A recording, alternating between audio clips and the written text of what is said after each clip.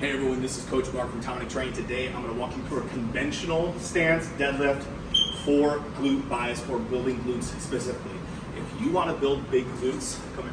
If you want to build big glutes, come here. You conventional deadlift, okay? So what I'm going to show you is how to conventional deadlift with knee flexion and hip hinging bias to build bigger glutes. Do not do sumo squats. Those are not going to build glutes. They are specifically going to build adductors, okay?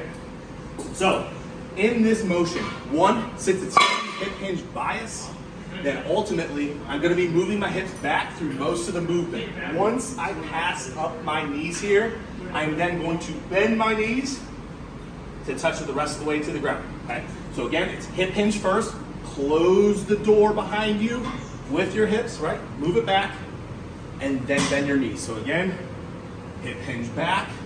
Once the bar passes my knees, I have the clearance now to start bending my knees to lower the weight the rest of the way to the ground. Don't sink your hips way down, all right? We want to hinge back, and then we are going to bend our knees to then lower the weight the rest of the way to the ground, okay? So I'm gonna do this with wraps. You can use lasso wraps. You could use Versa grips if you want, whichever you prefer, whichever you can grip with the best, okay? Again, it's gonna be conventional stance, so I'm gonna be shoulder width. Make sure my toes are dug into the ground throughout the whole movement. Also make sure my heels are dug into the ground throughout the whole movement. It's triangular foot pressure.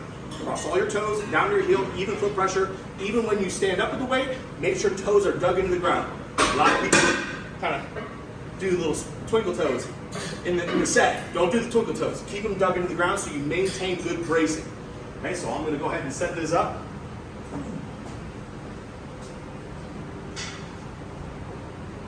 Okay, I'm going to brace with my feet first, even foot pressure. Roll this back so this bar is touching my shins. Track my scapulas. My lats are tight. Pull up the weight. Okay, now my goal here. Hip hinge bias, so I'm going to hip hinge back to lower the weight first. Once the bar passes my knees, I have the clearance now to bend my knees to bring this the rest of the way to the ground. I'm going to come right back up. I'm not going to set the weight down. Okay? If we're bodybuilding, we're trying to build glutes, we do not set weight down in the middle of our set. That's a powerlifting, okay? Or that's powerlifting for purpose, right? Hip hinge back, knee bend, come up. Hip hinge back, dragging the bar down my legs, knee bend. Notice my hips finished a little bit higher. My hips aren't sinking all the way down. I'm hip hinge bias for glutes. And that is the way you'll build a very developed glute max, okay? Make sure you wear your belt, keep it tight.